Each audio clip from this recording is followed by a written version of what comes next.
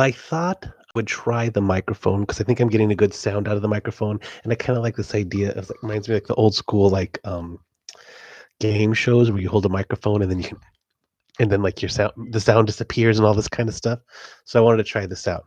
Uh, it's tonight because it's later on. My journal entry for today is going to be about plants, sun, and water. And I know that sounds funny. And in the background, you can see we have Avengers Endgame paused, and that's actually Captain America holding Thor's hammer right there. That's what that little blob is. Spoilers.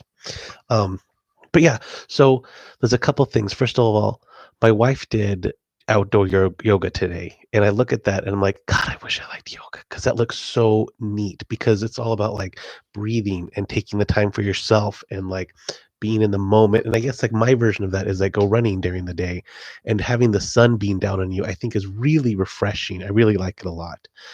So the reason plants, sun, and water is because I have this theory. Like it's not like a huge like driving theory of mine, but it's a pattern that I recognize in my life. And I always feel better when I'm around those three things. They don't all have to be together. So for example, if I'm like by the ocean and it's cloudy and it's not very sunny, I'll still feel this. And if I'm by like if I'm in a forest and there's no ocean nearby, I'll still feel this. But I feel better. I feel refreshed. I feel recharged when I'm by a big body of water, when I'm around like a lot of plants. And that's part of it. My wife did yoga outside and there's a bunch of flowers outside because I'm into gardening and I'm really into gardening right now. And so like I've probably said that 70 million times on this podcast. So I'm sorry. But that's really like I don't know, I find like having plants around, having life around, like even our cats, like I find that really recharging in so the sun, large bodies of water and plant, like it's around being around life that makes me feel alive. That sounds really nerdy, but I think that's really what I want to say is that if you're having a hard time, I want you to infuse two of four things. You get to choose whatever you want of these four things. Are you ready? It's like the four major elements, right? Here are the four major elements. Be around life, meaning like around some plants, some animals, but not caged animals, animals in a very secure environment. So, for example, if it's like a house cat or a house dog or whatever, like a domestic animal, that counts. But like if you could be outside, like birds chirping or fish swimming in the river, or like, and part of it, the reason I'm very like specific about that is when I was in India and I saw rhinoceros in the wild, it was far away from me, but there's just something that you feel the energy about it. There's just something that you feel like, even though it was far away, it wasn't going to do anything, you just feel the presence. So, an animal in a habitat where it feels secure, that would be it. So, you have to be around, or plants, like around a bunch of trees, a bunch of flowers. That's one. The second choice is sun. It doesn't have to be blaring, blinding sun where you're super hot, but it has to be some sunlight, some fresh air. Okay. That's two. You can pick. Here's the third thing: large body of water, river, the ocean, lake, um, but just around a large body of water. And the last one that I haven't talked about yet: good people. People that you really like, people that make you feel supported, people that make you feel connected, people that listen, people that inspire you, people that support you, not people that are an addiction, not people that are bad influences, not people that distract you away from what's going on, but people that literally support you and that literally make you feel better. People that maybe have the same sense of humor as you do.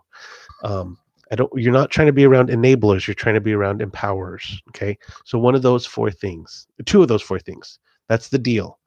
The next time we talk, you have to have been around two of those four things at once. Okay. It's not like, oh, on Monday I was around a good friend and on Thursday I got sun. I'm saying one day you have to be around two of those four things. My wife just gave me a look. What was she going to say?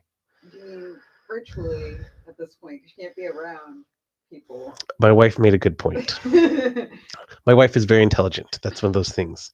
Always be around people that empower you, not enable you. And that's what she did. She could have enabled me and let me just keep on talking. And then once anyone would have brought it up, I'd have been like, oh, and she'd be like, I thought that, but I didn't say anything. So she empowered me. She inspired me to do better. When I say be around good people, it can be people that you're in COVID-19 and you're in your house with, that you're like, locked down. If you really like your mom, you spend time with her and you play a board game, and as instead of being on your cell phone, on your laptop doing journals, or do a Zoom or call, like just call somebody, like connect. Connect with people that are good, connect with people that empower you, connect with people that inspire you. So two of those four things every day. That's my Dr. David's prescription. Two of those four things every day. Large body of water. I'll even accept a hot bath. If you have a bath bomb or you take a hot bath or a long shower, I empower you to take a long shower. Take a long something with water. Water, plants or animals, good people, sunshine. Two of those four things every day. Okay. And if you're struggling for time or struggling for the effort, or there's people that just have a hard time, I'm totally okay with that. I'm not judging you about that. Then here's my step for you. You go outside and you take 5 deep breaths. You go like this. This is the kind of breath I'm talking about.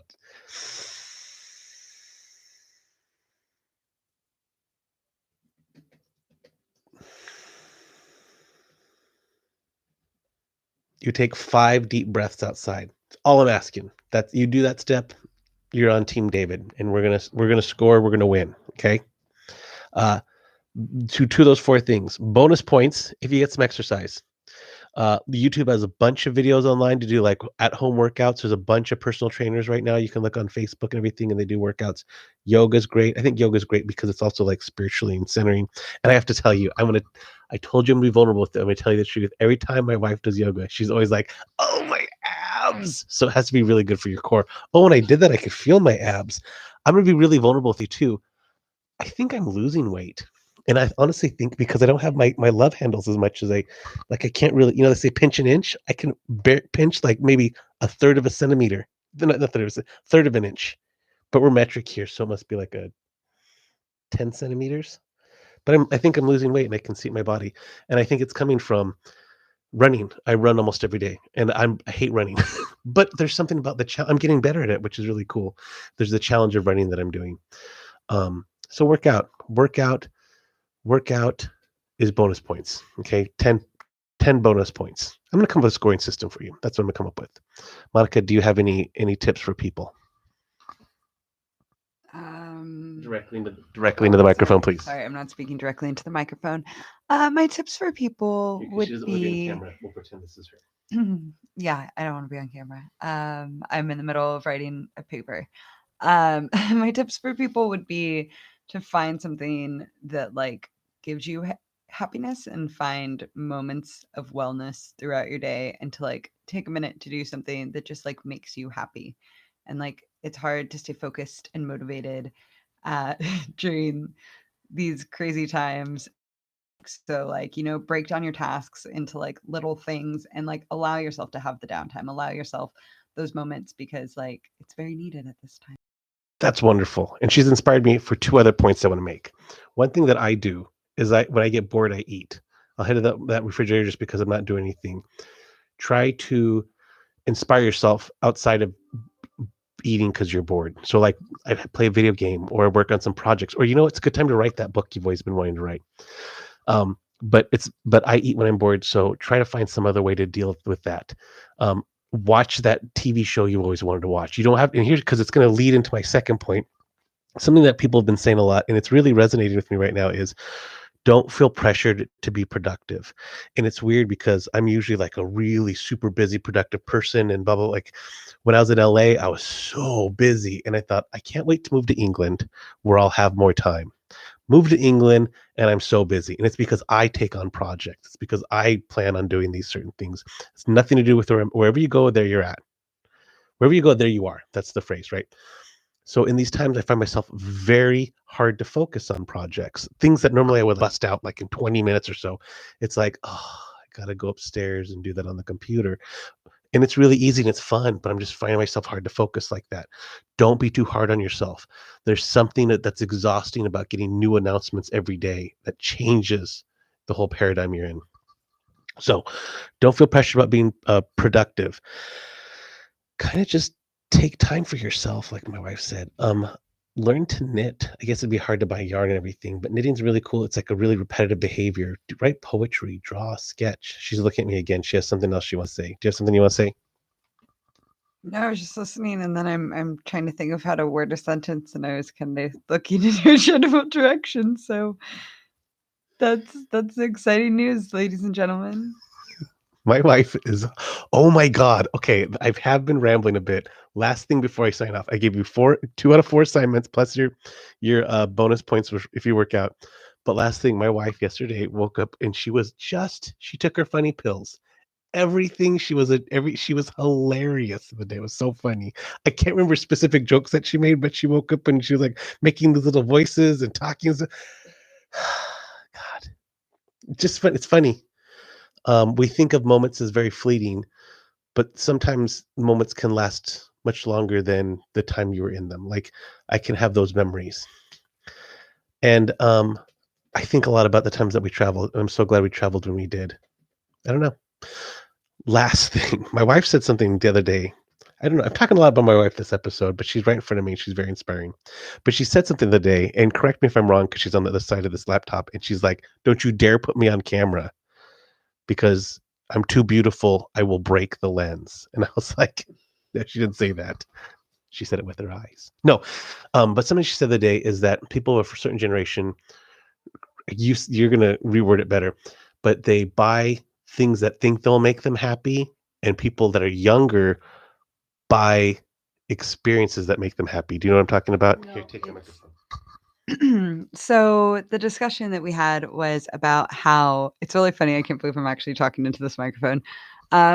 Is this real? It is. Oh, okay.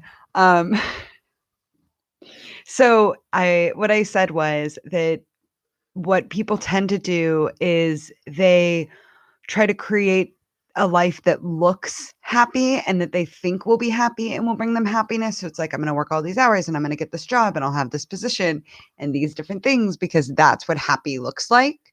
When in reality, you really want to be working towards what happy feels like. And it's more about like what happiness feels like. And like, you don't necessarily, it like, it's more of a state of being than like an observatory thing. So I think that's really important because, not saying that it's bad to have like the big jobs and do all those things, but like there needs to be balance because is that a happy life from day to day? And I think a lot of people are realizing that now that they're home and they're having more time with families or not being able to do certain things or doing other things more, that it really makes you realize the things that actually make you happy. That was it.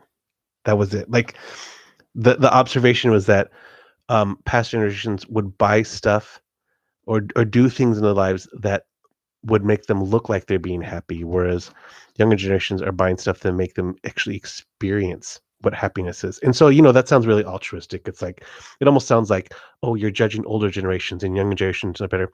No, what it really is talking about is like older generations buy that nice car, older generations buy that house, and younger generations buy that vacation. And notice how the vacation is more of like an experience and it's not really like a thing that you own or that realistically, I mean, you can do it like with social media, but other people can experience you being on that vacation.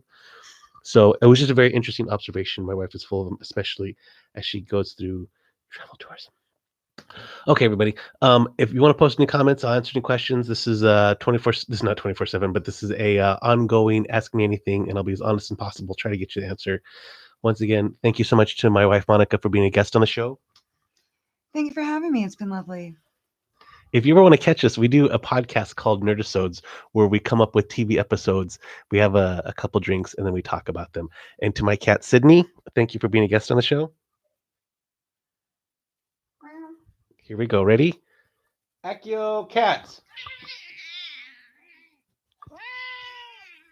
Bye, everybody. Have a good time. Have a happy Easter. Is that mic even plugged in or no?